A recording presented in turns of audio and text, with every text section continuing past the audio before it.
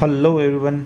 चलिए आज हम लोग स्टार्ट करने जा रहे हैं जो बिहार बोर्ड में जो 12th के लिए जो मॉडल सेट पेपर जारी हुआ है उसका टोटल हम लोग ऑब्जेक्टिव क्वेश्चंस का आज हम लोग कंप्लीट एक्सप्लेनेशन करेंगे। तो सबसे पहले ये आपके सामने वो मॉडल सेट पेपर रहा केमिस्ट्री के सब्जेक्ट का, जिसमें इंस्ट्रक्शन शायद आपको पता होगा कि total number of question 70 objective है, 20 शॉर्ट टाइप्स हैं और 6 लॉन्ग टाइप्स है। आपको पता है इस 70 में 35 आपको करने हैं, इस 20 में आपको 10 करने हैं और इस 6 में आपको 3 करने हैं। मतलब जस्ट 50% क्वेश्चन जो दिया रहता है उसमें से टोटल आपको करना होता है। तो अच्छा है आपके पास ऑप्शंस ज़्यादा अवेलेबल हैं। चलिए हम लोग स्टार्ट करने हैं इसमें आज ऑब्जेक्टिव्स का सारा ऑब्जेक्टिव को हम लोग कंप्लीट एक्सप्लेन करेंगे। ओके, आपसे पूछा पहला क्वेश्चन है कि which of the following is a non crystalline solid. Non crystalline solid का मतलब होता है अमोर्फस। तो देखो बाकी सब जो एग्जाम्पल दे रखा है जैसे P2 P4O10 P4 ग्रेफाइट्स, ये सब जो है सॉलिड का वो एग्जाम्पल है जो क्रिस्टलाइन होता है। यहाँ पे केवल प्लास्टिक है जो कि नॉन क्रिस्टलाइन होता है। डायरेक्ट एनसीईआरटी के आपके एग्जाम्पल से क्वेश्चन है। नेक्स्ट क्वेश्चन पूछा कि number of atoms in BCC। देखो बॉडी सेंटर्ड सेल किसे कहते हैं। जैसे मान लो हमने एक यूनिट सेल एज्यूम किया, एक यूनिट सेल में आपको पता है कि अगर वो BCC स्ट्रक्चर होगा तो एटम्स हमारे कहाँ कहाँ होंगे। मैं कलर बदल लेता हूँ। एटम्स आपको दिखाई देंगे जैसे ये कॉर्नर पे, सारे कॉर्नर्स पे आपको एटम्स मिलेगा, सारे कॉर्नर्स पे एटम है। और प्लस बॉडी सेंटर, मतलब उसके अलावा बॉडी सेंटर में होगा, मतलब बीचों बीच में होगा, यहाँ पे होगा। तो आपसे पूछा जेड का वैल्यू बताओ कितना होगा। पूछा जेड बराबर क्या होगा बताओ। आपको शायद मैंने पढ़ा रखा है कॉर्नर वाला कितना कंट्रीब्यूट करता है 1/8। नंबर ऑफ कॉर्नर्स कितना 8। आप अगर फेस सेंटर पे होता तो कितना कंट्रीब्यूट करता है, हाफ फेस पे कोई नहीं है तो कितना हो गया 0। और प्लस बॉडी सेंटर वाला कंट्रीब्यूट करता है 1। तो गौर से देखो जेड बराबर, यहाँ पे अब जेड बराबर हो गया 1 + 0 + 1, यानी जेड का वैल्यू कितना आ गया 2। तो याद रखिएगा BCC में जेड का वैल्यू होता है 2। अभी याद कर लो थोड़ा सा। सिंपल सेल में होता है जेड का वैल्यू 1, BCC में होता है जेड का वैल्यू 2 और FCC में जेड का वैल्यू होता है आपका 4। ये याद रखेंगे। चलिए आगे की ओर बढ़ें। चलिए पूछा आपसे the number of Bravais lattice. देखो ये ब्रेवियस उस साइंटिस्ट का नाम था जिसने टोटल लैटिस दिया था। तो याद रखना टोटल की जब बात करेगा, देखना यहाँ टोटल ब्रेवियस लैटिस की जब बात करेगा, ये क्वेश्चन बहुत ही अच्छा है। ये टोटल ब्रेवियस लैटिस की जब बात करेगा तो याद रखिएगा ये होता है 14। लेकिन यहाँ पे आपसे पूछा क्यूबिक क्रिस्टल सिस्टम में मतलब क्यूब वाला ब्रेवियस लैटिस कितना होता है, तो याद रखिएगा 3। कौन सा, तो याद रखिएगा सिंपल सेल, FCC और BCC। यही 3 स्ट्रक्चर है जो कि आपका कैसा होता है, वो क्यूबिक क्रिस्टल सिस्टम होता है ब्रेवियस का। टोटल ब्रेवियस कितना, फिर से बोलो इसको, टोटल ब्रेवियस कितना 14। लेकिन अगर क्यूबिक क्रिस्टल सिस्टम में पूछा है तो कितना होगा 3। इसका आंसर होगा 3। Is this clear to everyone. Confuse नहीं करना, क्वेश्चन का स्टेटमेंट ढंग से पढ़ोगे। अब कहता है which defect causes decrease in density. देखो डिक्रीज तब होता है जब वहाँ पे कभी भी कंस्टिट्यूएंट एटम निकल जाए। और यहाँ पे होता क्या है कि आयनिक सिस्टम में कंस्टिट्यूएंट तो कौन होगा, कटायन और आयन, बोथ कटायन और आयन दोनों निकल जाता है स्कॉटकी में। तो वहाँ पे क्या होगा, डेंसिटी घट जाता है, क्योंकि कटायन आयन जब निकलेगा हमें पता है डेंसिटी बराबर क्या होता है मास बाय वॉल्यूम। तो जब कंस्टिट्यूएंट पार्टिकल घटेगा तो मास घटेगा, मास घटने से क्या होगा, डेंसिटी घटेगा। चलिए नेक्स्ट की ओर बढ़ते हैं। नेक्स्ट पूछा आपसे मोलारिटी। देखो हम हमेशा सिखाते हैं मोलारिटी और मोलालिटी। जो भी आपका पूछे, कोई भी टर्म पूछे तो इसको हमेशा कंसंट्रेशन टर्म से याद रखो, मतलब उसका जो यूनिट है उसको उस तरह से याद रखो इस कंसंट्रेशन टर्म को। मोलारिटी होता है मोल पर लीटर और मोलालिटी होता है मोल पर केजी।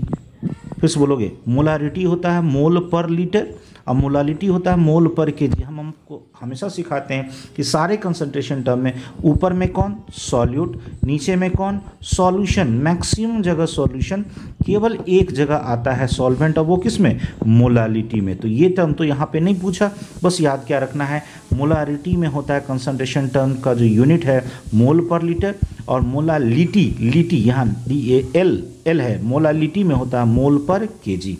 चलिए, तो यहाँ मोलारिटी पूछा था, तो ऑफकोर्स इसका क्या होगा यूनिट, इसको एक्सप्रेस करते हैं मोल पर लीटर में। चलिए नेक्स्ट आपसे पूछा है, क्वेश्चन है कि 18 gram of glucose, 18 gram of glucose in 1000 gram of solvent, the solution said to be. Simple सा है, यहाँ देखो हमें ये ग्राम में दे रखा है, अभी अभी मैंने कहा था जस्ट ऊपर वाले क्वेश्चन में गौर से देखो, मोलालिटी बराबर क्या कहा था, मोल पर केजी, और केजी किसका, सॉल्वेंट का। तो चूंकि यहाँ पे आपको सॉल्वेंट का केजी दिया है, तो ऑफकोर्स हम क्या निकालेंगे, मोलालिटी। क्या निकालेंगे, मोलालिटी। एक बार बोलो क्या हमने सिखाया था, मोल पर केजी, तो मोल किसका, मोल किसका, सॉल्यूट का, तो ऊपर में हो जाएगा number of moles, number of moles of solute, और नीचे में हो जाएगा आपका, इसको मैं थोड़ा सा बड़ा कर लेता हूँ, नीचे में हो जाएगा आपका weight of solvent, weight of solvent किस में, केजी में।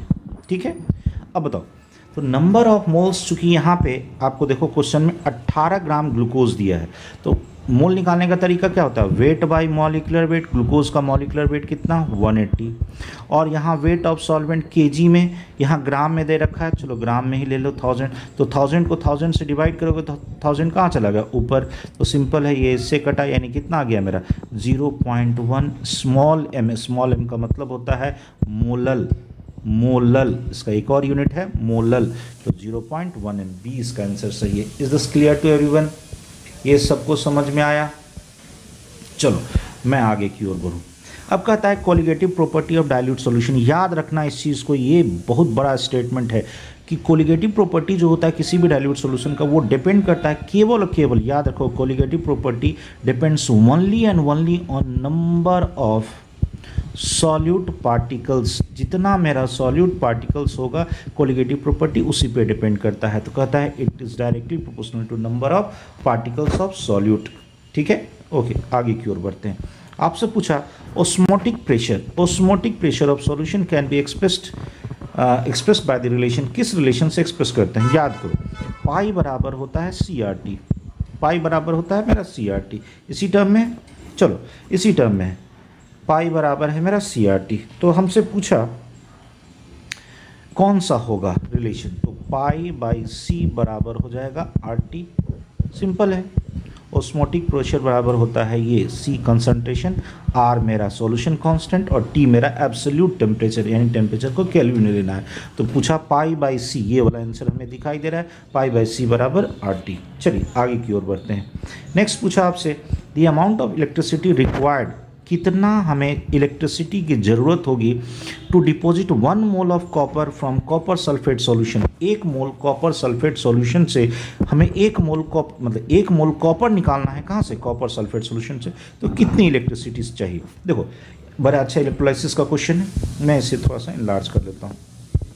यहाँ देखना, जैसे CuSO4 है, जब इसे आप, इसका एक्वस सॉल्यूशन होगा, यानी कि जब इलेक्ट्रोलाइसिस करोगे तो कैसे टूटेगा, कॉपर 2+ और SO4 पर 2-। ठीक है, हमें इस कॉपर का डिपोजिशन कराना है, तो आपको कितना चाहिए, 2 इलेक्ट्रॉन चाहिए। इतना क्लियर है। फिर से देखो मैंने क्या कहा, ये CuSO4 था, यहाँ से मैंने करंट पास किया, कैसे टूटा, कॉपर 2+ और SO4 2- में। अब कॉपर 2+ से कॉपर जब लाना होगा तो मेरा क्या चाहिए, 2 इलेक्ट्रॉन चाहिए। क्लियर है। क्वेश्चन में आपसे कहा था कि इसका 1 मोल चाहिए, कितना मोल चाहिए, 1 मोल। तो जब हमें कॉपर का 1 मोल चाहिए तो ये हमें कितना चाहिए, 2 मोल इलेक्ट्रॉन। 1 कॉपर एटम के लिए 2 इलेक्ट्रॉन चाहिए, तो 1 मोल के लिए 2 मोल इलेक्ट्रॉन चाहिए, 2 मोल्स ऑफ इलेक्ट्रॉन चाहिए। तो 2 मोल इलेक्ट्रॉन का मतलब ऑफकोर्स यहाँ पे कितना चाहिए, 2 फैराडे। 1 मोल इलेक्ट्रॉन पे जो चार्ज होता है वो 1 फैराडे के बराबर, तो 2 मोल इलेक्ट्रॉन पे कितना, 2 फैराडे के बराबर। यही याद रख लो, 1 फैराडे का होता है 96,500 कूलम।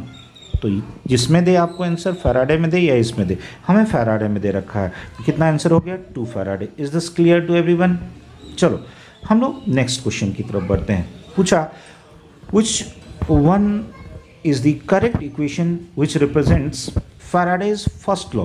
चलो फैराडेज फर्स्ट लॉ याद करो। हमने आपको सिखा रखा है कि वेट जो डिपॉजिट होता है that is directly proportional to charge pass through the cell. जितना हम करंट इलेक्ट्रिसिटी पास कराते हैं that is directly proportional to weight, that is directly proportional to weight. अब याद करो कि यहाँ डायरेक्टली प्रोपोर्शनलिटी हटाएंगे तो क्या रखना होगा, एक कांस्टेंट, तो z आ गया। और z को जब हम एक्सप्रेस करेंगे z, अब इस q को हमको तोड़ना है तो q बराबर क्या होता है, चार्ज बराबर होता है करंट इनटू टाइम, तो w बराबर आ गया ZIT।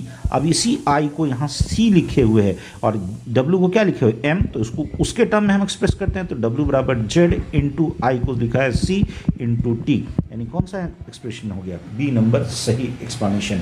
फिर से देखो, जो वेट डिपॉजिट होता है, weight is directly proportional to charge, ठीक है। प्रोपोर्शनलिटी हटाए तो कांस्टेंट डाले z is called electrochemical equivalent.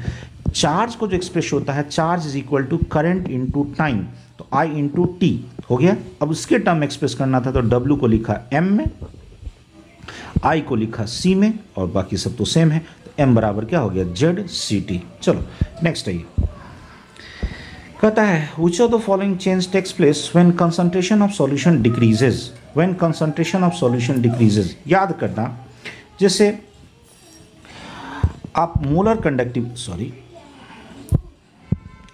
Conductivity की बात करोगे, मोलर कंडक्टिविटी, तो मोलर कंडक्टिविटी जो आप पढ़े हैं, conductivity into 1000 divided by molarity of solution, तो आपको कंसंट्रेशन कहता है डिक्रीज करेगा, तो कंसंट्रेशन घटाएंगे तो क्या होगा, ये मोलर कंडक्टिविटी क्या होगा, बढ़ेगा, या मोलर कंडक्टेंस कहोगे, ये जो मेरा मोलर कंडक्टिविटी या मोलर कंडक्टेंस क्या होगा, बढ़ेगा, क्योंकि कैसा रिलेशन, इनवर्स का, मोलारिटी घटेगा तो ये जो डेल्टा M से जिसको एक्सप्रेस करते हैं ये मेरा बढ़ेगा, ये क्या है, मोलर कंडक्टिविटी या मोलर कंडक्टेंस, तो ए नंबर सही होगा, मोलर कंडक्टेंस इंक्रीजेस। चलिए नेक्स्ट आते हैं, पूछा which of the following is not a primary cell. देखो प्राइमरी सेल होता है, याद रखना, जो मेरा बैटरी होता है, ये बैटरी दो तरह का, एक प्राइमरी सेल और एक होता है सेकेंडरी सेल। प्राइमरी सेल होता है नॉन रिचार्जेबल, मतलब इसको हम रिचार्ज नहीं कर सकते, नॉन रिचार्जेबल।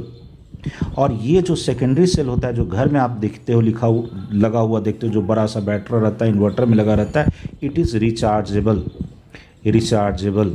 तो याद रखिए, ये जो मेरा रिचार्ज हो सकता है, दिस इज सेकेंडरी सेल, ये है लेड एक्यूमुलेटर, लेड वाला जो बैटरी रहता है वो है मेरा, तो ये है सेकेंडरी सेल का एग्जांपल, बाकी सब प्राइमरी सेल का एग्जांपल था। चलें आगे की ओर बढ़ें, पूछा which of the following factor affects the rate of reaction. Rate of reaction, देखो रेट शायद याद होगा आपको, is directly proportional to concentration of reactant, जो भी रिएक्टेंट होगा, ये रेट लॉ से, और टू दी पावर, यहाँ पे रेट लॉ आता था, ये जो पावर यही ऑर्डर ऑफ रिएक्शन बताता था। चलो तो याद करो, टेम्परेचर बढ़ाने से रेट बढ़ता है क्योंकि कोलिजन बढ़ेगा, प्रेशर बढ़ाने से अगर यहाँ पे मेरा रिएक्टेंट अगर गैसियस होगा तो भी इसका रेट बढ़ेगा, कंसंट्रेशन बढ़ाने से तो ऑफकोर्स रेट बढ़ ही रहा है, यानी कौन सा आंसर होगा, ऑल ऑफ दीज। चलिए नेक्स्ट की ओर बढ़ते हैं। नेक्स्ट पूछा तो unit of rate constant for zero order reaction. Zero order reaction के लिए यूनिट पूछा रेट कांस्टेंट का। चलो आपको मैंने क्लास में याद करवा रखा है, चलो मैं यहाँ बताता हूँ। यूनिट ऑफ के, यूनिट ऑफ रेट कांस्टेंट मैंने कैसे सिखाया था, बोलो, मोल पर लीटर लिखते हैं, कैसे लिखते हैं, मोल पर लीटर, ठीक है। और टाइम को हमेशा टाइम इनवर्स लो, चाहे टाइम किसी में लो, टाइम इनवर्स। फिर से बोलो, मोल पर लीटर कैसे लिखते हैं हम लोग, जैसे मोलारिटी लिखना हो तो मोल पर लीटर कैसे लिखते हैं, मोल पर लीटर। तो मोल पर लीटर यानी लीटर क्या हुआ, -1। अब क्या करना, तो मोल के ऊपर करोगे, यहाँ देखो लीटर के ऊपर क्या किया, -1, यानी याद रखना है n-1, तो मोल के ऊपर 1 - n, और टाइम तो हमेशा क्या है, इन्वर्स है। फिर से सुनोगे, कंसंट्रेशन यूनिट क्या होता है, मोल पर लीटर, यानी लीटर के ऊपर -1 यानी n-1, तो मोल के ऊपर 1 - n, और टाइम हमेशा क्या होगा, -1। जहाँ पे ये जो n है आपका order of reaction, order of reaction. इस यूनिट को एकदम इसी तरह से याद रखोगे। फिर से बोलो, मैंने क्या सीखा, मोल पर लीटर यानी लीटर के ऊपर -1, लीटर के ऊपर -1 यानी n-1, तो मोल के ऊपर 1 - n। क्लियर है। अब बताओ, यहाँ पे जीरो ऑर्डर है तो जीरो बैठा दो, तो मोल के ऊपर हो जाएगा 1 - 0 यानी 1 रह गया, यहाँ 1 रह गया, दिखा रहा हूँ, यहाँ हो गया 0 - 1, और टाइम तो मेरा टाइम है, यानी कि ये मेरा आ गया, मोल रह गया, पर लीटर, पर सेकेंड या पर टाइम जो भी होगा, इनसे ढूंढो। क्या है, मोल पर लीटर पर सेकेंड, यानी ये है मेरा ए नंबर आंसर। इस यूनिट को आप याद रखेंगे। सब लोग से मेरा एक रिक्वेस्ट है, ये जो हमने सिखाया इसको कहीं आप लिख लो, बड़े काम आएगा। चलो किस तरह से बोले, मोल पर लीटर यानी लीटर के ऊपर -1 यानी n-1, तो मोल के ऊपर 1 - n, और हमेशा टाइम क्या होता है, इनवर्स होता है। चलिए नेक्स्ट क्वेश्चन की ओर आते हैं। नेक्स्ट क्वेश्चन कहता है आपको कि 75% of first order reaction is completed in 32 minutes, then time required for 50% completion. पूछा आपसे 50% खत्म होने के लिए कितना समय की ज़रूरत होगी। तो सिंपल सा चीज़ है, यहाँ देखो ऐसे सोचना, 100 से 50 गया तो एक हाफ लाइफ, फिर 50 से 25 गया तो क्या हुआ, दूसरा हाफ लाइफ। तो यहाँ पे 25% बचा, यानी कि 25% बचा, तो ख़त्म कितना हुआ, 75%। तो वही तो पूछा, 75% कंप्लीट हो रहा है किसने, 32 में, तो एक टी हाफ यहाँ, दूसरा टी हाफ यहाँ, मतलब टोटल टाइम बराबर 2 × टी हाफ हुआ, और यहाँ पे टोटल टाइम है 32, तो 2 × टी हाफ, तो 2 से ये कटेगा, यानी टी हाफ बराबर कितना हो गया, 16 मिनट। ये क्लियर है।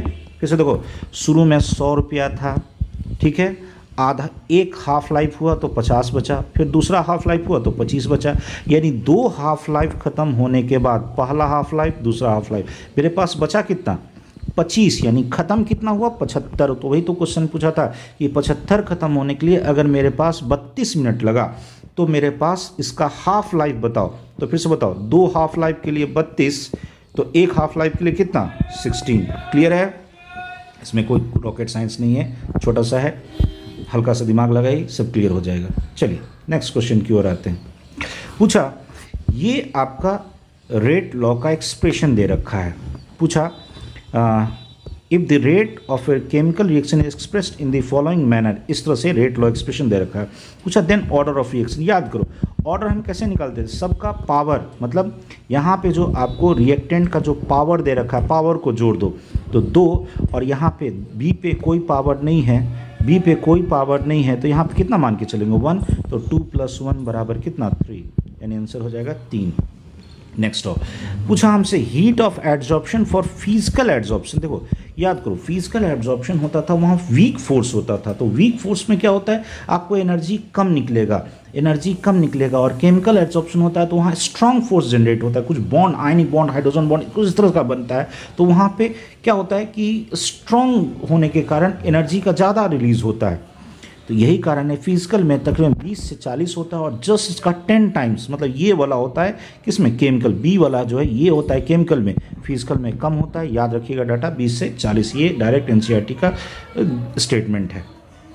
अब आपसे पूछा, the substance which reduces the surface tension, यहाँ देखो याद रखोगे, जो सरफेस टेंशन को घटा दे, मतलब तनाव को घटा दे। जैसे मान लो वाटर का जो ड्रॉपलेट्स होता है, पानी को जो देखते हो, वो हमेशा बूंद में गोल बन के गिरता है। रीज़न क्या है, क्योंकि यहाँ पे जो सरफेस होता है, सरफेस एक दूसरे को पकड़ के रखता है, ये जो पकड़ने वाला जो फोर्स है, इसी को हम क्या कहते हैं, सरफेस टेंशन।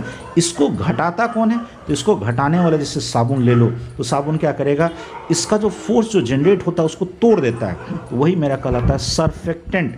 जो सरफेस टेंशन को कम कर दे, that is called surfactant. Clear है। चलिए अब पूछा, which of the following form colloidal solution in water, कौन सा है जो कि पानी में जाने के बाद कोलोइडल सॉल्यूशन जनरेट करेगा। तो सिंपल सा है, ध्यान दो, स्टार्च, ये डायरेक्ट एग्जांपल, ये भी है स्टार्च। देखो ग्लूकोज है, ये पानी में जनरेट करेगा नहीं। सोडियम क्लोराइड है, वो कटायन आयन जनरेट करेगा। बेरियम नाइट्रेट है, ये भी कटायन आयन जनरेट करेगा। तो ये केवल यही है स्टार्च, जिसका कि होता क्या है, जो साइज होता है वो 1 से लेके 100 नैनोमीटर के बीच साइज आ जाता है। यही कारण है कि जब इस साइज़ में कोई भी पार्टिकल जाके कहीं डिसॉल्व होता है तो वो बनाता है क्या, कोलोइड। ये साइज़ याद रखना, जब आ गया कोलोइड की बात तो मैंने बता दिया यहाँ पे। नेक्स्ट हो, इमल्सीफायर। देखो इमल्सीफाइंग एजेंट किसे कहते हैं, पहले ये जान लो, व्हाट इज़ कॉल्ड इमल्सीफायर। देखो इमल्सीफाइंग एजेंट वो होता है, जैसे मान लो कोई भी ऑयल हम खाए, तो ऑयल ड्रॉपलेट्स जाएगा तो ये इस तरह से एब्जॉर्ब नहीं होगा, कभी भी एब्जॉर्ब नहीं होगा। तो एब्जॉर्ब जब ये नहीं होगा तो पहले इसका इमल्सिफिकेशन ज़रूरी है, इमल्सिफिकेशन जरूर मतलब इसको तोड़ना ज़रूरी है। तो इमल्सिफिकेशन के लिए यहाँ पे जो एजेंट आएगा वो आएगा इमल्सीफाइंग एजेंट, इमल्सीफाइंग एजेंट या इमल्सीफायर कर सकते हो। ये जनरली होता है सोप वगैरह, सोप टाइप का जो पार्टिकल्स होगा उसको इमल्सीफाई कर देगा। जैसे हम लोग के बॉडी में क्या होता है कि हम लोग के बॉडी में जो हमारा बायल साल्ट है, जो बायल जूस जिसको कहते हैं, वो इमल्सीफाइंग एजेंट का काम करता है। यानी कि ये याद रखोगे वो किस तरह से काम करता है, जैसे सोप का जो प्रॉपर्टी है वैसे ही इमल्सीफायर का प्रॉपर्टी होता है। चलिए नेक्स्ट आते हैं। पूछा कैलामाइन, कैलामाइन कुछ नहीं, कैलामाइन याद रखोगे ZnCO3 होता है। यानी ये किसका और है, ये किस मेटल का और हुआ, जिंक का। नेक्स्ट बढ़िए, समय कुछ नहीं है। मोन्स प्रोसेस, तो पूछा कौन सा मेटल प्यूरिफाई होता है मोन्स प्रोसेस का, ट्रिक एक याद रखना, मोनिका याद रहेगा, मोनिको का नहीं है, याद रखो मोनिको। मोनिको आपका एक बिस्किट आता है तो उसी से याद रखोगे, यहाँ याद रखो M यहाँ है MONI और CO, कैसे याद रहेगा, this is Mond's process, this is Mond's process, this is nickel जो जिस मेटल का एक्सट्रैक्शन होता है। और ये जो है यहाँ पे ये CO कार्बन मोनोक्साइड, ये वहाँ पे रिएजेंट यूज़ होता है जो कि उसके साथ कंबाइन करके उसको इम्प्योर से प्योर फॉर्म वोलाटाइल में ले जाता है। तो ये याद रखोगे रिएजेंट जो यूज हुआ था वो कौन था, CO कार्बन मोनोक्साइड, कोबाल्ट नहीं। और किस मेटल का होता है, निकेल का। कौन सा प्रोसेस, मोन्स, याद रहेगा मोनिको, मोनिको, ठीक है। चलो यानी कौन आ गया मेरा, निकेल। नेक्स्ट आइए। पूछा कौन सा रिड्यूसिंग एजेंट थर्माइट प्रोसेस में, देखो थर्माइट मतलब होता है जहाँ पे बहुत ज़्यादा हीट जनरेट होता है। तो हीट जनरेशन बहुत ज़्यादा जहाँ पे हो वहाँ पे जनरली मतलब किसी का वेल्डिंग वगैरह में जो काम करते हैं तो वहाँ पे अल्युमिनियम को as a reducing agent use करते हैं। चलिए नेक्स्ट पूछा तो following is obtained as slag, slag की तरह during the extraction of iron. सुनो यहाँ पे मैं सिखा देता हूँ। होता क्या है कि बालू SiO2, ठीक है, SiO2 यहाँ पे गंदगी होता है, मतलब ये एज ए गैंग की तरह काम करता है, गैंग जिसे कहते हैं, मैट्रिक्स, ये टर्म आप पढ़े होंगे मेटलर्जी में, हमने भी पढ़ा रखा है आपको। और यहाँ पे जो हम उसको निकालने के लिए जो किस केमिकल का इस्तेमाल करते हैं, हम CaCO3 डालते हैं तो CO2 निकल जाता है, बचता क्या है CaO, इसे हम कहते हैं फ्लक्स, फ्लक्स। और ये दोनों मिल करके ये बना लेता है CaSiO3, इसे हम कहते हैं स्लैग, इसे क्या कहते हैं स्लैग। कैसे याद रहेगा, ये स्टेटमेंट नहीं याद हो पाता है कि ये कैसे बना, तो याद रखोगे G के साथ कौन है F, और तब कौन बना S, तब कौन बना S। तो ये ऐसे भी टर्म आपको याद रखता होगा GF, GF मतलब गैंग के साथ रिएक्ट कौन करता है, फ्लक्स।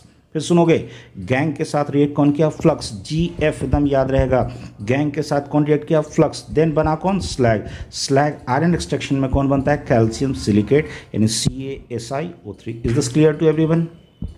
चलिए नेक्स्ट क्वेश्चन पूछता है the gas having lowest boiling point, याद रखना इसमें हीलियम एग्जाम्पल है, याद रखोगे इसका तकरीबन 4 केल्विन के आसपास होता है बॉइलिंग पॉइंट, इतना कम है कि इसका लिक्विफिकेशन आसान नहीं है, याद रखोगे liquefaction is very tough, is very tough. किसके के लिए, हीलियम के लिए, क्यों, क्योंकि इसका बॉइलिंग पॉइंट सबसे कम पाया गया है, किसका, हीलियम का। चलो नेक्स्ट आओ। पूछा कौन सा है जो हाइड्रोजन बॉन्ड नहीं बनाएगा, याद रखो ना हाइड्रोजन बॉन्ड बनाने के लिए हाइड्रोजन एटम से केवल 3 ही एटम जुड़ सकता है, कौन कौन, फोन याद रहना चाहिए, फोन, FO और N, यही तीन याद रखोगे, forms hydrogen bond, forms hydrogen bond. इसका कंडीशन है, क्या कंडीशन है, इलेक्ट्रोनिगेटिविटी हाई होना चाहिए और साइज छोटा होना चाहिए। तो यहाँ देखना क्लोरीन का भी इलेक्ट्रोनिगेटिविटी ज़्यादा होता है लेकिन साइज़ वहाँ छोटा नहीं होता, इसीलिए क्लोरीन कभी भी हाइड्रोजन बॉन्ड नहीं बनाता है। तो याद रखो कौन कौन बनाता है, फोन, FON, तो F यहाँ है, O यहाँ है, N यहाँ है, यहाँ पे HCl में यहाँ क्लोरीन आ गया जिसका साइज़ बड़ा है, यहाँ साइज़ कैसा होना चाहिए था, छोटा, यानी इसका आंसर ये है जो हाइड्रोजन बॉन्ड नहीं बनाएगा। नेक्स्ट है ऑक्सीजन एंड ओजोन, ये जो दोनों है, ये दोनों कहलाता है आपका, ये दोनों कहलाता है एलोट्रॉप्स। एलोट्रॉप्स कहलाता है different forms of an element, तो ये है मेरा एलोट्रॉप्स। क्लियर है। अब आपसे पूछा डाई बेसिक एसिड, मतलब जिसकी बेसिसिटी 2 हो, 2 H+ दे सके। सिंपल है, याद रखना, ये बहुत फेमस एग्जांपल है। H3PO4 में वैलेंसी फैक्टर यानी बेसिसिटी होता है 3, H3PO3 में होता है वैलेंसी फैक्टर या बेसिसिटी आपका 2, और H3PO2 में होता है वैलेंसी फैक्टर आपका 1। तो ये तीनों याद रखिएगा, यहाँ से बहुत क्वेश्चन पूछा जाता है। H3PO4 रहेगा तो 3, H3PO3 रहेगा तो 2, H3PO2 होगा तो 1। ये क्लास में मैंने स्ट्रक्चर के साथ बता रखा है, यानी यहाँ पे जो आंसर होगा डाई बेसिक आपसे पूछा था 2 H+ देने वाला कौन होगा, H3PO3, ए नंबर आंसर है। चलिए नेक्स्ट की ओर बढ़िए। कहता है the position of transition element in period table. याद करो, पीरियड टेबल में गौर से देखोगे तो इधर S ब्लॉक है, बीच वाला D ब्लॉक है, और ये इधर P ब्लॉक है, ये P है, ये D है, और ये S है। D को ही हम क्या कहते हैं, ट्रांजिशन। ट्रांजिशन मतलब होता है बदलाव का फेज, बदलाव का फेज। ये सब मैक्सिमम ये सब मेटल होता है, और यहाँ पे जैसे जैसे हम इधर से इधर बैठते हैं तो ये नॉन मेटल आ जाता है, तो मेटल से नॉन मेटल के बीच जाता है, इसीलिए इसको कहते हैं ट्रांजिशन। किसके इसके बीच है, तो कहता है the position transition element in period table is within यानी किसके अंदर है, तो अगर S और P के बीच में है यानी किसके अंदर है, D ब्लॉक के अंदर, यानी D ब्लॉक को ही हम कहते हैं ट्रांजिशन एलिमेंट। नेक्स्ट क्वेश्चन की ओर आइए। पूछा which of the following pair, which of the following is a pair of transition element. Transition element मांगा है, तो यहाँ देखो सोडियम कैल्शियम S ब्लॉक का, मैग्नीशियम S का, एल्युमिनियम P का, सल्फर फ्लोरीन P ब्लॉक का, कॉपर और आयरन ये आपका D ब्लॉक का है। चलिए नेक्स्ट आइए। पूछा इलेक्ट्रॉनिक कन्फिगरेशन ऑफ क्रोमियम का बताओ। तो बताओ जी, मेरे पास एटॉमिक नंबर है कि 24 है, तो ऑफकोर्स कैसे लिखते हैं, 1s2 2s2 2p6 3s2 3p6 4s2 उसके बाद 3d। होना चाहिए था कि यहाँ पे देखो, चूंकि यहाँ पे 24 आया, यहाँ तक आपका कितना हो जाता है 20, होना चाहिए था 4, लेकिन यहाँ पे extra stability of d orbital का कंसेप्ट आएगा, तो यहाँ पे क्या हो जाता है 1s2 2s2 2p6 3s2 3p6 4s1 और 3d5। ये हाफ फिल्ड होने के कारण एक्स्ट्रा स्टेबल हो जाता है, मतलब इसकी स्टेबिलिटी बढ़ जाती है। यानी यहाँ पे इलेक्ट्रॉनिक कन्फिगरेशन जो ये वाला सही है, ये वाला सही नहीं है। यानी ये गौर से देखो, इतना तो 18 था, ये वाला मेरा क्या हो गया, आर्गन। कौन आ गया, आर्गन। और आर्गन के बाद ये मेरा आ गया 4s1 3d5, 4s1 3d5। Option check करो, 4s1 3d5 and 3d5 4s1, जैसे भी लिखा हो।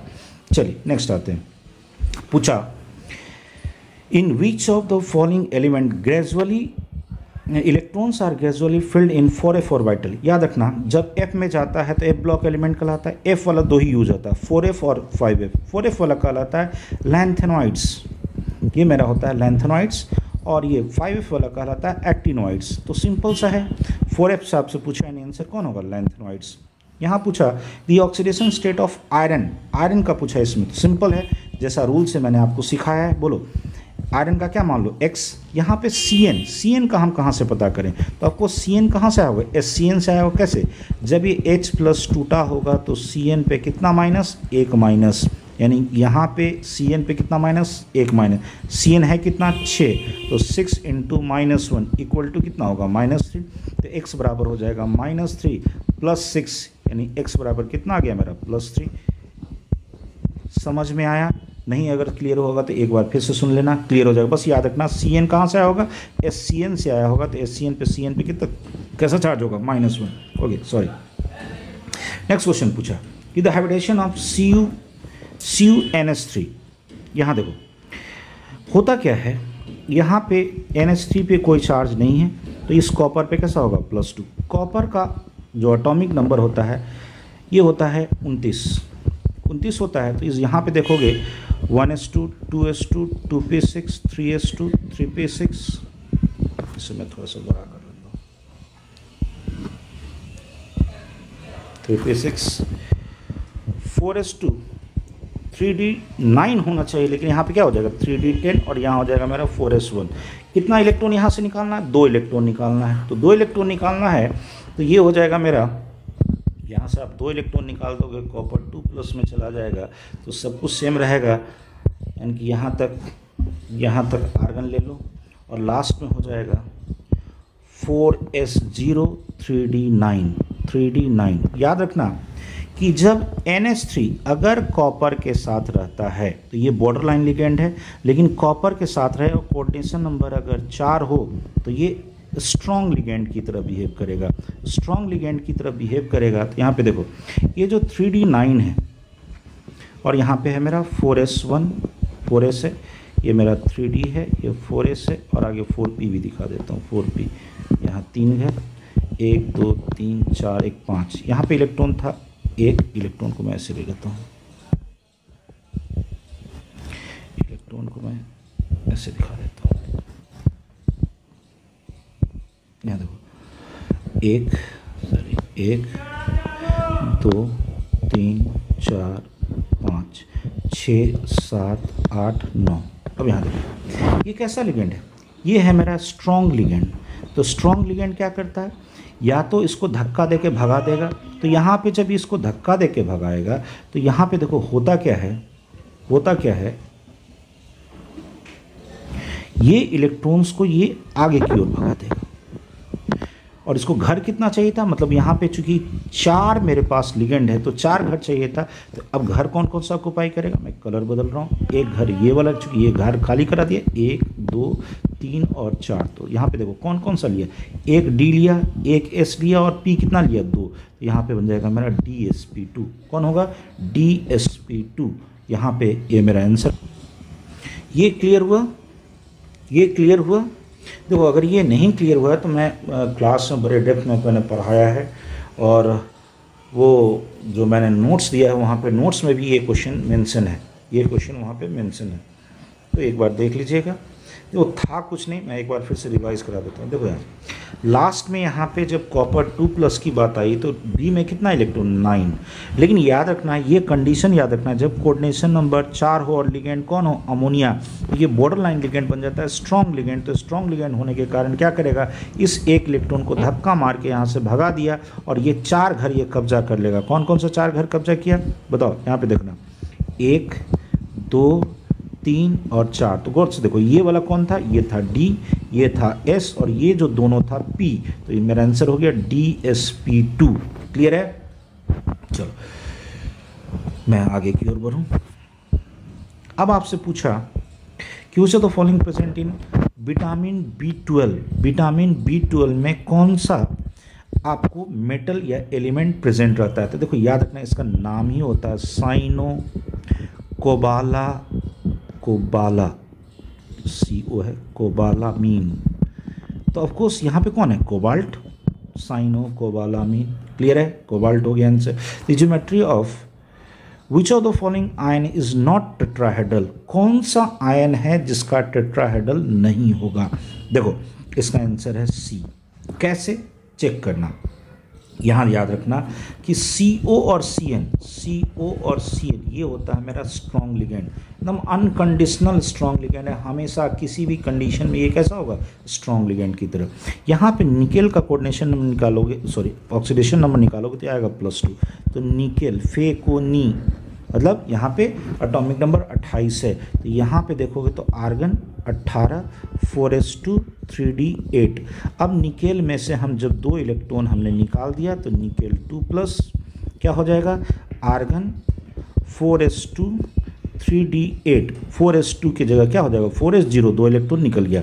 अब बोलो ये मेरे पास 3d8 है तो ऐसे बना देता हूँ 1 2 3 4 5 3d 4s 4p। ये है मेरा 4s, ये है मेरा 4p, ये है मेरा 3d। पेन का ये बदल लूँ साइज थोड़ा। यहाँ देखो मेरे पास इलेक्ट्रॉन है 8, 1 2 3 4 5 6 7 8। यहाँ पे देखो तो 2 अनपेयर्ड इलेक्ट्रॉन है इसमें। ये कैसा लिगेंड? CO और CN अनकंडीशनल स्ट्रॉन्ग लिगेंड होता है। तो यहाँ पे जो लिगेंड है CN स्ट्रॉन्ग लिगेंड है, तो इन दोनों को धक्का मारेगा। देखो क्या हुआ, इन दोनों इलेक्ट्रॉन को वो धक्का देगा, 1 2 3 4 और 5। देखो क्या होगा, यहाँ पे क्या होगा, 1 2 3 4 5 6 7 8, मतलब ये इलेक्ट्रॉन को धक्का दे करके यहाँ पहुँचा दिया, ये घर खाली करा लिया। एक मेरा यहाँ पे 4s था और 3 मेरे पास 4p था। ये 4p है, ये 4s है, ये 3d है। बोलो जी कितना मेरे पास लिगेंड है, ये 4 लिगेंड है, इसको 4 घर चाहिए। तो अब 4 यहाँ से काउंट करो, 1 2 3 4। हाइब्रिडेशन कौन सा क्लियर हुआ, DsP2, 1d 1s 2p, यानी ये हो गया मेरा DsP2। इसका जो शेप होता है ये होता है square planar. This is not A tetrahedral, this is square planar. तो आपसे पूछा था कौन सा कॉम्प्लेक्स में टेट्राहेड्रल नहीं है, तो ये होगा मेरा, ऐसे सबका निकालोगे तो बाकी सबका टेट्राहेड्रल आएगा, इसका देखोगे तो स्क्वायर प्लेनर आता है। Is this clear to everyone, is this clear to everyone. चलिए नेक्स्ट क्वेश्चन की तरफ आ रहा हूँ। नेक्स्ट क्वेश्चन की तरफ पूछा आपसे कि जो ये ethyl bromide on reaction with sodium metal in presence of dry ether, क्या कहा, फिर से देखो, कहा ethyl bromide on reaction with sodium metal. कोई बता सकता है ड्राई ईथर, सोडियम मेटल और ये मेरा अल्काइल हैलाइड का कौन सा रिएक्शन होता है, उड्स रिएक्शन। यस, याद होगा शायद, उड्स रिएक्शन। उड्स रिएक्शन में क्या होता था, सिंपल से याद करो, कोई भी अल्काइल हैलाइड को जब हम सोडियम के साथ, 2 सोडियम ले लो और दूसरा अल्काइल हैलाइड इधर से ले लो, और ड्राई ईथर में जैसे ही हम डालते थे तो यहाँ से ये जो था Na2NaX को लेके निकल जाएगा और यहाँ पे मेरा R जुड़ जाएगा। तो यहाँ देखो R में अल्काइल ग्रुप है कौन, इथाइल, मतलब C2H5, इधर से भी आएगा C2H5, दोनों को कंबाइन कर दो, क्या बन गया C4H10, यानी ये मेरा बन गया क्या, ब्यूटेन। क्या बना, ब्यूटेन। सिंपल है, अगर थोड़ा सा भी अगर पढ़े होगे तो सब कुछ आसानी से बन जाएगा, एक बार बस ढंग से देख लो। पूछा Which of the following is used as anesthetic। देखो एनेस्थेटिक अब तो ये नहीं यूज़ किया जाता, पहले लोग एनेस्थीसिया में लोग यूज़ करते थे, बहुत फेमस एनेस्थीसिया है क्लोरोफॉर्म, लोग डॉक्टर्स यूज़ करते थे, बट अब ये लोकल मतलब इस तरह का एनेस्थीसिया मतलब नहीं यूज़ होता क्योंकि ये ज़्यादा हार्मफुल है। नेक्स्ट है Which of the following molecular formula of chloral, chloral है मेरा, याद रखिएगा CCl3CHO। मैं थोड़ा सा बता दूं, ये जो CCl3 C double bond OH है, इसी को जब हम 2 बेंजीन क्लोरोबेंजीन के साथ ट्रीट करा दो, जैसे मान लो क्लोरोबेंजीन है मेरा इस तरह से, एक क्लोरोबेंजीन है मेरा इस तरह से, इससे रिएक्ट करा दो और जैसे ही यहाँ पे कंडेंसेशन होगा तो ये H2O निकाल दोगे तो यही बन जाएगा आपका DDT। क्या बन जाएगा, DDT, dichloro, this is dichloro, ये मेरा है डाईफेनाइल ट्राईक्लोरोईथेन। तो डाईक्लोरो डाईफेनाइल, ये दोनों फेनाइल ग्रुप, और ये मेरा 3 क्लोरीन, 1 2 3 क्लोरीन हो गया, और ये बीच वाला ये जो 2 कार्बन है तो 2 कार्बन को क्या कहो, इथेन, ट्राईक्लोरोईथेन, यही है मेरा DDT। नाम याद रखना, क्या मैंने कहा, कहाँ से बना था, क्लोरल को किससे रिएक्ट कराते हैं, क्लोरोबेंजीन के साथ, 2 मोल क्लोरोबेंजीन के साथ कंडेंसेशन रिएक्शन हुआ, क्या बन गया, DDT, डाईक्लोरो डाईफेनाइल और ट्राईक्लोरोईथेन, ट्राईक्लोरोईथेन। क्लियर है। चलो नेक्स्ट क्वेश्चन की तरफ बढ़ रहा हूँ।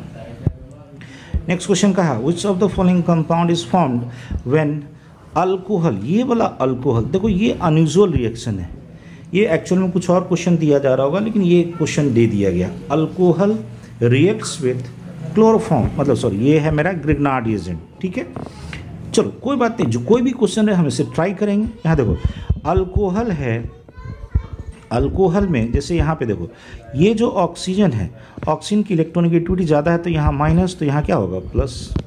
हमें पता है ग्रिग्नार्ड एजेंट में चूंकि ये मेटल है, मेटल में टेंडेंसी होती है इलेक्ट्रॉन देने की, तो यहाँ पे प्लस चार्ज, यहाँ माइनस चार्ज। अब बोलो ये वाला माइनस इस H प्लस के साथ अलग हो जाएगा, क्या बन जाएगा मेरे पास CH4। सिंपल था। अब इसके साथ जो बचा MgX और उसके साथ आ जाएगा कौन, OCH3। ये बाई प्रोडक्ट क्या बना, it doesn't matter, main product कौन हुआ मेरा, methane, this is methane, this is methane. अब आपसे पूछा कि general formula which represents the homologous series. Homologous series समझते हैं?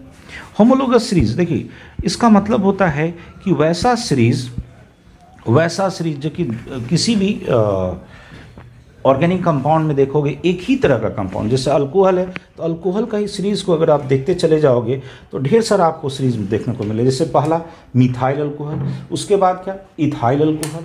तो इस तरह से हम सीरीज एक तैयार करते हैं, उसी को कहते हैं होमोलोगस सीरीज, जहाँ पे मास का 14 यूनिट का डिफरेंस होना चाहिए। यहाँ देखना CH3OH C2, मतलब इसको ऐसे ले लेता हूँ CH3 थोड़ा सा CH3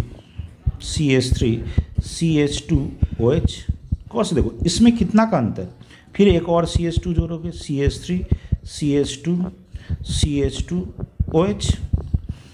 चेक करो यहाँ पे CH2 का अंतर आ रहा है हर बार जब हम यहाँ से मिथाइल से इथाइल में गए, इथाइल से प्रोपाइल में गए, कितना का अंतर हुआ CH2 का, यानी 14 मास का अंतर हो और एक ही तरह के कंपाउंड को रिप्रेजेंट करता है, तो that is called homologous series. वो भी किसका पूछा था? अल्कानोल यानी अल्कोहल का। क्लियर है? अब आपसे पूछा इसका जनरल फार्मूला बताओ, तो सिंपल है, जनरल फार्मूला आपसे पूछा यानी अल्कोहल का जनरल फार्मूला पूछा, तो बताओ जी यहाँ पे हम कितना कार्बन है, इसी में ले लो 2 कार्बन है तो C2 कर लो। हाइड्रोजन कितना है यहाँ पे चेक कर लो, 3 2 5 और 1 6, C2H6 और 1 ऑक्सीजन है, 1 ऑक्सीजन।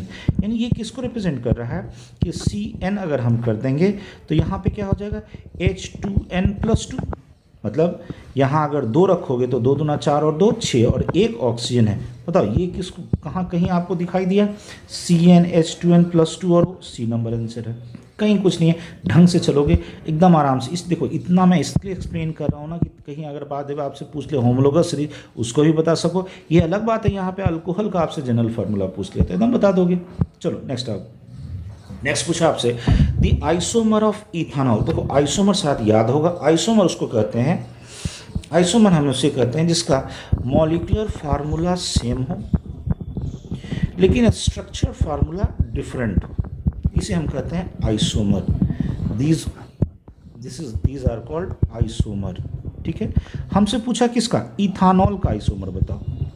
तो इथानॉल का मतलब होता है, यहाँ पे देखो सिंपल है, C2H5OH। अगर इसी का ये इथानॉल अल्कोहल याद रखना ईथर के साथ, किसके साथ? ईथर के साथ वो आइसोमर होता है। तो ईथर बनाओगे तो ऑक्सीजन बीच में रख दो, दोनों तरफ कार्बन जोड़ना होगा तो CH3 और CH3। देखो तो 2 कार्बन, यहाँ भी 2 कार्बन, 6 हाइड्रोजन, यहाँ 5 और 1 6 हाइड्रोजन, 1 ऑक्सीजन 1 ऑक्सीजन। ये अल्कोहल और ये ईथर एक दूसरे का क्या है? आइसोमर। क्या है जी? आइसोमर। ये कौन सा ईथर हुआ? डाईमीथाइल। ये हुआ 1 मिथाइल, ये 2 मिथाइल, डाईमीथाइल ईथर। क्लियर है? नेक्स्ट है ल्यूकास रिएजेंट। ल्यूकास रिएजेंट मैंने आपको पढ़ा रखा है, दिस इज द रिएजेंट जिससे हम किसका टेस्ट करते हैं? Test of alcohol. ये हम यहाँ से अल्कोहल का टेस्ट करते हैं, जिससे आप पता चलता है कि अल्कोहल मेरा 1 डिग्री है, 2 डिग्री है या 3 डिग्री है।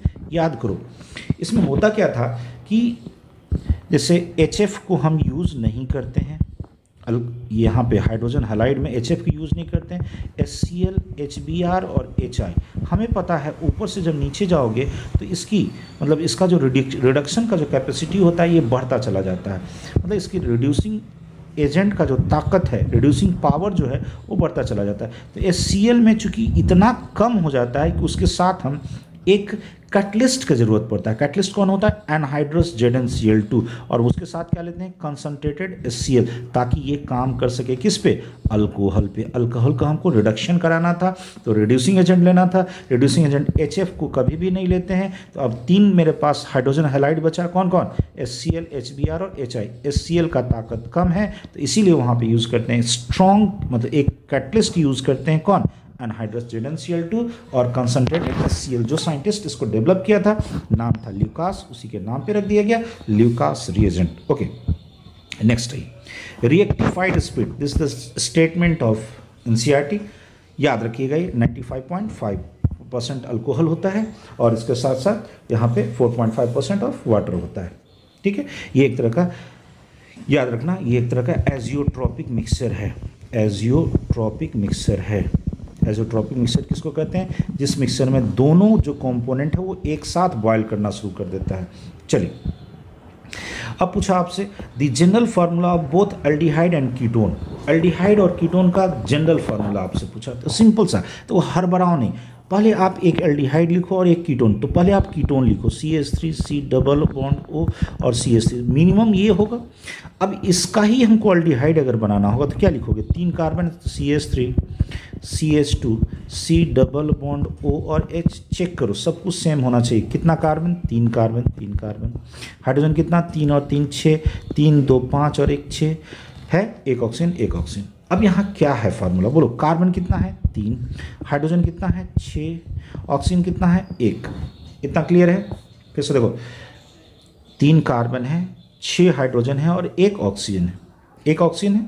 हमसे पूछा कि बताओ कि इसका जनरल फार्मूला क्या होगा, तो CN लिख दो, H2N करोगे तो 3 दूना 6 हो जाएगा और 1 ऑक्सीजन, तो CnH2nO ढूंढो, CnH2nO।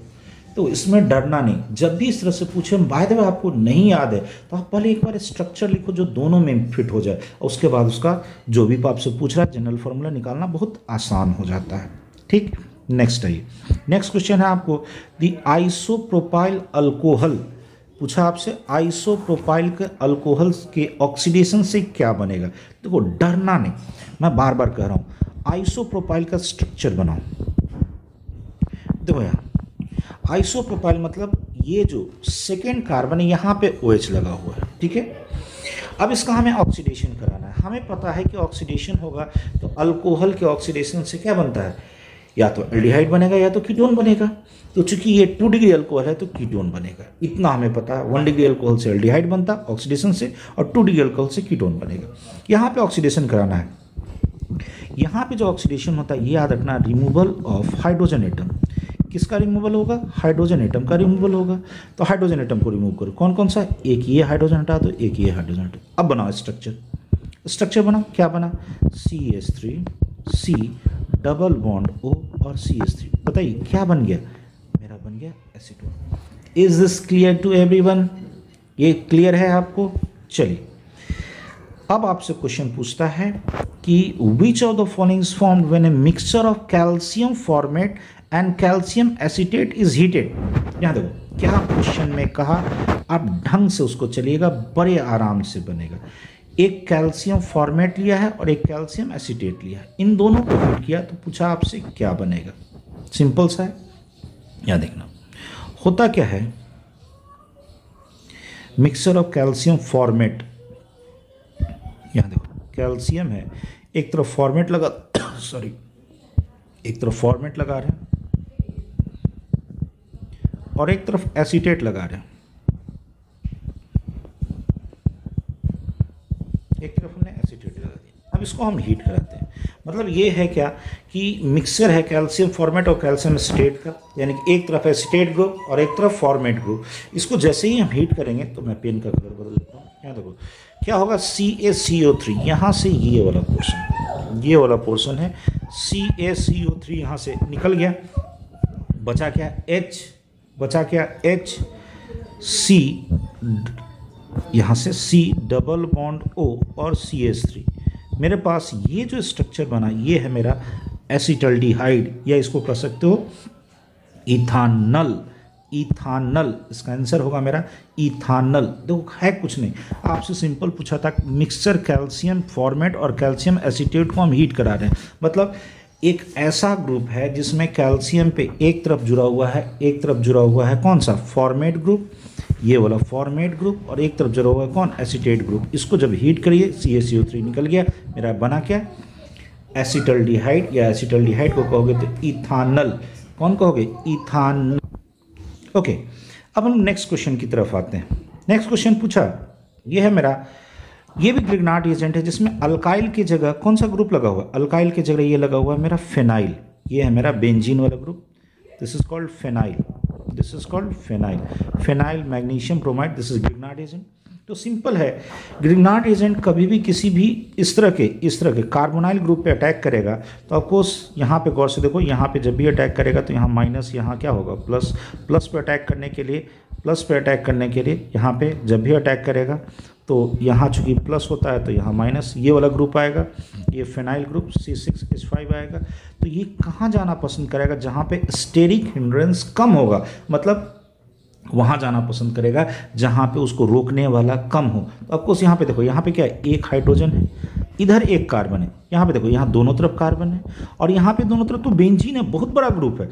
तो एक में अटैक करने का जो इसका एक्टिविटी होगा सबसे कम होगा, दो में सबसे ज़्यादा होगा। तो सबसे ज़्यादा किस में? दो में, क्योंकि यहाँ एक छोटा सा ग्रुप है, कौन? हाइड्रोजन। तो दो का सबसे ज़्यादा, उसके बाद तीन, और सबसे कम किस में होगा? एक में, ड्यू टू स्टेरिक हिंड्रेंस। यहाँ पे ये जो ग्रुप है इसको कहते हैं बल्कि, बड़ा सा ग्रुप है, तो ये उसको रोकेगा नहीं अटैक करने देगा। ये क्या है? सबसे छोटा ग्रुप है, स्मॉलेस्ट ग्रुप है, तो यहाँ पे रोकेगा लेकिन कम रोकेगा। तो सबसे ज़्यादा अटैक किस में किया? दो पे। उसके बाद यहाँ पे कार्बन है, एक ही कार्बन वाला ग्रुप है, तो तीन पे। यहाँ कौन सा? ये बेंजीन वाला बहुत बल्कि ग्रुप है, तो सबसे कम होगा एक। ये आंसर सी सही है। अच्छा, नेक्स्ट क्वेश्चन की ओर आते हैं। नेक्स्ट क्वेश्चन कहता है which of the following compound does not contains A carbonyl group. पूछा कौन सा कंपाउंड में कार्बोनाइल ग्रुप नहीं होता है। ओके, देखिएगा, याद करो, सारे ये सब एसिड है, बेंजोइक एसिड, इथानोइक एसिड, मैकोनिक। ये जो पिक्रिक एसिड है, नाम है एसिड का, लेकिन होता क्या है? ये फेनोलिक ग्रुप होता है। क्या होता है? बेंजीन पे OH अटैच है और दूसरे पोजीशन पे यहाँ पे दूसरे, चौथे और छठे पोजीशन पे NO2 लगा होता है। दिस इज कॉल्ड ट्राई नाइट्रोफेनॉल, और यही है मेरा पिक्रिक एसिड। बहुत बार क्वेश्चन पूछा गया है कौन सा ऑर्गेनिक एसिड जो स्ट्रॉन्ग एसिड का एग्जाम्पल है लेकिन जिसमें COOH ग्रुप नहीं होता है, तो यही है कौन सा? Picric acid. याद रखिएगा इसे। चलिए, पूछा which the following is functional isomer of monocarboxylic acid.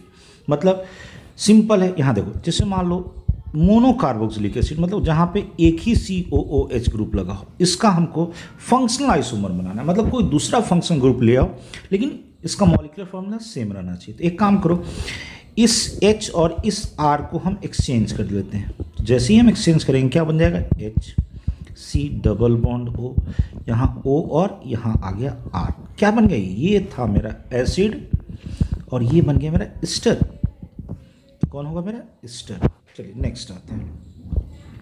Which the following in by which of the following reagent formic acid and formaldehyde can be distinguished। क्या देखो, एक्चुअल में होता क्या? फॉर्मिक एसिड ये ग्रुप और फॉर्मल्डिहाइड वो ये होता है।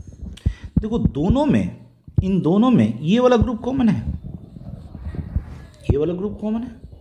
यही कारण है कि फॉर्मिक एसिड भी आपका फॉर्मल्डिहाइड का जितना टेस्ट है उसको देगा, यानी बेनेडिक्ट सॉल्यूशन का भी टेस्ट देगा, रोलेंस एजेंट का भी देगा, फेलिंग सॉल्यूशन का भी देगा। लेकिन अब यहाँ देखो होता क्या है, ये एक एसिड है और ये क्या था? एल्डिहाइड। तो एसिड को हम किसी मेटल के कार्बोनेट या बाइकार्बोनेट से रिएक्ट करा दोगे तो ये है मेरा बेस। इसके साथ जब एसिड रिएक्ट करेगा तो यहाँ से CO2 गैस निकलेगा। क्या निकलेगा? CO2 gas. तो ये डिस्टिंग्विश करने का प्रॉपर्टी है किसको? एल्डिहाइड को किस? फॉर्मिक एसिड के साथ, क्योंकि ये एल्डिहाइड का भी टेस्ट देता है कौन? Formic acid. इसलिए यहाँ पे आंसर हो जाएगा कौन? डी। क्लियर है ये चीज़? चलिए नेक्स्ट क्वेश्चन की तरफ बढ़ते हैं। क्वेश्चन कहता है विच of the compound is obtained when formic acid is heated. यहाँ देखो, फॉर्मिक एसिड को जब हम हीट करेंगे, जैसे ही हम हीट करेंगे तो होगा क्या? यहाँ से H2O निकल जाएगा, H2O इसमें से निकालो आप, यहाँ से OH निकाल दो, यहाँ से H निकाल दो, बचा क्या? CO। क्या बचा? CO। निकला कौन? H2O, यानी कार्बन मोनोक्साइड यहाँ से निकला। कब? जब हम फॉर्मिक एसिड को हम हीट किए किसके साथ? कंसंट्रेटेड H2SO4 के साथ। क्लियर है? कहीं कुछ नहीं है, एकदम ढंग से अगर कर जाइए क्वेश्चन को तो हो जाएगा। ओके, नेक्स्ट क्वेश्चन की तरफ बढ़ते हैं। पूछा functional group of primary amine. देखो होता क्या है, अमोनिया का डेरिवेटिव्स होता है, जब अमोनिया में एक हाइड्रोजन हटा करके एक तरफ अल्काइल ग्रुप पर लगता है तो ये कहलाता है 1 डिग्री अमीन। अगर मेरे पास इसी अमोनिया पे अगर 2 हाइड्रोजन हटा दो, मतलब दो तरफ से कोई भी अल्काइल ग्रुप ले आओगे तो ये कहलाता है 2 डिग्री अमीन। और अगर तीनों हाइड्रोजन हटा के तीनों तरफ अगर अल्काइल ग्रुप ले आओगे यानी कार्बन ले आओगे तो ये कहलाता है 3 डिग्री अमीन। ये था मेरा 2 डिग्री और ये था मेरा 1 डिग्री, यानी 1 डिग्री अमीन यानी प्राइमरी अमीन में बोलो फंक्शनल ग्रुप कौन, NH2। कुछ नहीं है, सब क्वेश्चन पूछा था। Ethyl amine on reaction with nitrous acid, nitrous acid के साथ जब हम रिएक्ट कराएंगे तो इथाइल अमीन के साथ क्या बनता है, देखो होता क्या है, C2H5NH2 इथाइल अमीन है, C2H5NH2। इथाइल अमीन का रिएक्शन जब हम HNO2 के साथ रिएक्शन करेंगे तो इसको कहते हैं, ये जो रिएक्शन होता है इस रिएक्शन में आपका बड़ा अच्छा मतलब यहाँ पे डाइजोटाइजेशन होता है, यहाँ बन जाएगा आपका C2H5 और N2 प्लस Cl-, ये बना मेरा इथाइल डाइजोनियम क्लोराइड यानी अल्काइल डाइजोनियम क्लोराइड। जब अब हम इसको पानी में डालेंगे तो होता क्या है, ये वाला पूरा का पूरा पोर्शन, ये वाला मैं इसको इसे दिखा देता हूँ, ये वाला पूरा पोर्शन टूट जाएगा और यहाँ से इस पानी में से ये पानी टूटेगा H+ और OH- के फॉर्म में, ठीक है। यहाँ पे आके लग जाएगा OH, देखते जाओगे, वहाँ से निकला था नाइट्रोजन गैस जो ये इलेक्ट्रॉन लेके भागा था और Cl इस HCl के साथ निकल गया, यानी क्या बन गया मेरे पास, अल्कोहल। इसका आंसर होगा अल्कोहल। ये बना था मेरा डाइजोनियम आयन, ये बना था डाइजोनियम आयन। इस प्रोसेस को कहते हैं diazotization, this process known as diazotization. क्या होता है, जब हम प्राइमरी अमीन को, फिर सुनना, जब हम प्राइमरी अमीन को इस HNO2 के साथ रिएक्ट करते हैं तो प्रोसेस होता है डाइजोटाइजेशन। क्या बना, diazonium ion, diazonium ion salt यहाँ पे कर सकते हो, Cl- जुड़ गया तो, और तब जब इसको पानी में डालोगे, इसका हाइड्रेशन करोगे तो मिल जाता है मेरे पास अल्कोहल। क्लियर है, कुछ नहीं है सब क्वेश्चन में, छोटा सा क्वेश्चन था। एसिटामाइड कहता है, acetamide on reaction with bromine and NaOH, simple सा रिएक्शन है, एसिटामाइड है मतलब CH3 C++O NH2, इसका रिएक्शन ब्रोमीन और NaOH के साथ। देखो ये है मेरा ब्रोमोमाइड डिग्रेडेशन रिएक्शन। होगा क्या, यहाँ पे कुछ ना कुछ नहीं है इसमें, देखो करते क्या है, यहाँ पर से यहाँ से इसको टू डिग्रेडेशन है, ये टूटेगा, यहाँ से बीच से CO निकाल दो, क्या बचा मेरे पास, CH3NH2, यानी बन जाता है मेरे पास प्राइमरी अमीन। प्राइमरी अमीन में कौन बना, मिथाइल अमीन। चलिए ये है मेरा हॉफमैन्स ब्रोमोमाइड डिग्रेडेशन रिएक्शन, इस रिएक्शन का नाम है Hoffmann bromamide degradation reaction. Next question कहता है, in which of the following alkylation is possible, alkylation किस में पॉसिबल है। तो सिंपल सा है, अभी मैंने बताया था, प्राइमरी अमीन में एक तरफ कार्बन था, दो तरफ हाइड्रोजन था। सेकेंडरी अमीन में दो तरफ कार्बन था, एक तरफ हाइड्रोजन था। और टर्शियरी अमीन में सब तरफ अल्काइल ग्रुप आ गया। तो बताओ इसमें अल्काइलेशन पॉसिबल नहीं है, यानी 1 डिग्री और 2 डिग्री में मेरा अल्काइलेशन पॉसिबल है, यानी 1 डिग्री और 2 डिग्री में अल्काइलेशन मेरा पॉसिबल है, यानी बोथ प्राइमरी और सेकेंडरी अमीन में। नेक्स्ट पूछता है, which the following is sweetest sugar. याद रखोगे, देखो यहाँ ये जो भी है लैक्टोज, माल्टोज, सुक्रोज, ये सब डाइसैकेराइड है, ये है डाइसैकेराइड, ठीक है। और ये जो फ्रुक्टोज है ये शुगर का ही फॉर्म है, शुगर फॉर्म है जो अक्यूमुलेट होता है कहाँ पे, फ्रूट्स वगैरह में। तो सिंपल है, कह सकते ये जो फ्रुक्टोज होगा यही स्वीटेस्ट होगा इन सबों में, इन सबों में। हम किसी दूसरे शुगर से इसको कंपेयर नहीं कर रहे हैं। ओके, नेक्स्ट आप Which the following is related to asteroid. देखना, कोई भी एस्ट्रॉयड की बात करेगा, एस्ट्रॉयड की बात करेगा तो एस्ट्रॉयड याद रखना, एस्ट्रॉयड दो तरह के विटामिन में होते हैं, लेकिन यहाँ पे जो आप याद रखोगे, यहाँ पे एस्ट्रॉयड होगा विटामिन डी, इसका नाम होता है कोले कैल्सीफेरॉल, और ये एक तरह का स्टेरॉइड्स है, कोले कैल्सीफेरॉल, 2-डिहाइड्रोक्सी कोले कैल्सीफेरॉल पूरा नाम होता है एक्चुअली। नेक्स्ट है, Which of the following is not normally produced in body। कौन सा हमारे शरीर में प्रोड्यूस नहीं होता है, यानी जिसे एक्सटर्नल तौर पे लेना पड़ता है, तो वो है विटामिन्स। बीटा मीन्स हार्मोन हमारे शरीर में होता है, प्रोटीन हमारा प्रोडक्शन होता है, अमीनो एसिड्स हम लेते हैं जिसके कारण प्रोटीन बनता है, उस प्रोटीन से एंजाइम्स बनते हैं। नेक्स्ट पूछा the common basis in DNA RNA. सुनना, डीएनए आरएनए, यहाँ भी एडेनिन गुआनिन, यहाँ एडेनिन गुआनिन साइटोसिन थाइमिन, यहाँ एडेनिन गुआनिन साइटोसिन और यूरेसिल, मतलब कॉमन नहीं है कौन, यहाँ पे थाइमिन और यूरेसिल, कॉमन हो गया कौन, AGC, एडेनिन गुआनिन और साइटोसिन। याद रखिए एडेनिन गुआनिन और साइटोसिन, एडेनिन गुआनिन और साइटोसिन, बी नंबर आंसर सही है। पूछा PVC, which the following is monomer of PVC, polyvinyl chloride. यहाँ देखो, तो विनाइल क्लोराइड कहते क्या है, किसको है, CH2 डबल बॉन्ड CH और Cl, ये है मेरा vinyl chloride.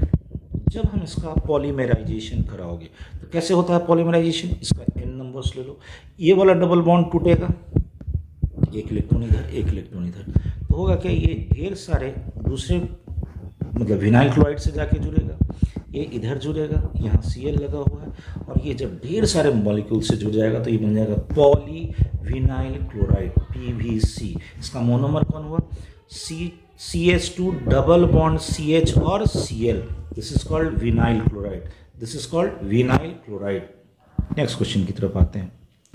The process of heating sulphur with rubber, देखो रबर की क्वालिटी को जब हम इन्हांस कराते हैं, इम्प्रूव कराते हैं, दिस इज कॉल्ड वल्कनाइजेशन, उसको सल्फर के साथ हम हीट कराते हैं, this is called vulcanization. Next कहा which the following is additional polymer. देखो एडिशनल पॉलीमर की बात जब भी करोगे तो देखो होता क्या है, ढेर सारा स्ट्रक्चर है, लेकिन यहाँ पे जो आपको जो दे रखा है, ये इस ऑप्शन में मेनली होगा कौन, पॉलीथीन।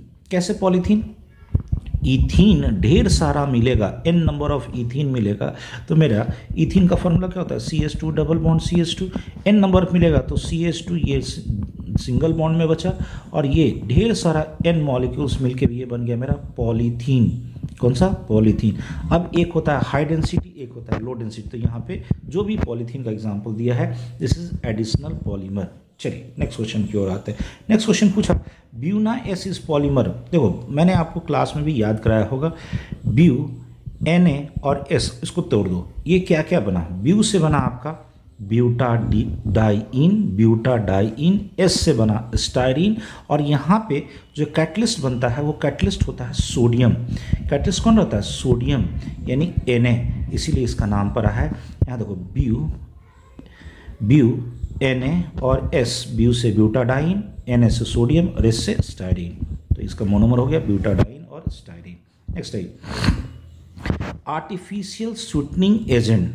कौन सा आपका आर्टिफिशियल स्वीटनिंग एजेंट है, सुनना, सैकरीन भी होता है, एस्पार्टेम भी होता है, सोडियम साइक्लोमेट भी होता है, बट आपके एनसीईआरटी में इसको जिक्र नहीं किया है, तो यहाँ पे होता सब है, यानी कौन हो गया, all of the above. Valium, तो वेलियम एक तरह का ऐसा ड्रग है जो दिया जाता है उसको जिसको जो डिप्रेशन का शिकार हो, मतलब ये एक तरह का क्या है, ट्रैंक्विलाइजर्स। ये ट्रैंक्विलाइजर्स ही मतलब होता है पागलपन की दवा, ऐसे अपने आप में याद रखो, ट्रैंक्विलाइजर्स मतलब याद रखना कि जो लोग को किसी तरह का मेंटल डिस्टर्बेंस होता है उस तरह की दवा है कौन, वेलियम।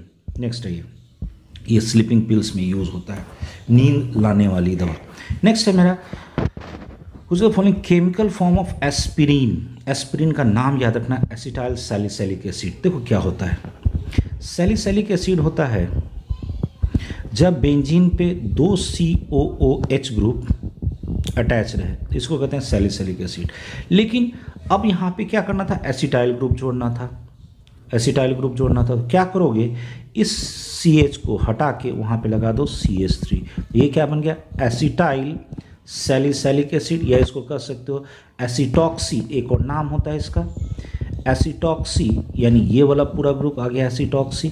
अब ये जो बचा this is called benzoic acid, acetoxy benzoic acid. Clear है। चलिए नेक्स्ट क्वेश्चन की, ये स्ट्रक्चर याद रखना, ये एस्पिरिन जो जनरल फॉर्म है डिस्प्रिन वगैरह में जो कंस्टिट्यूएंट रहता है।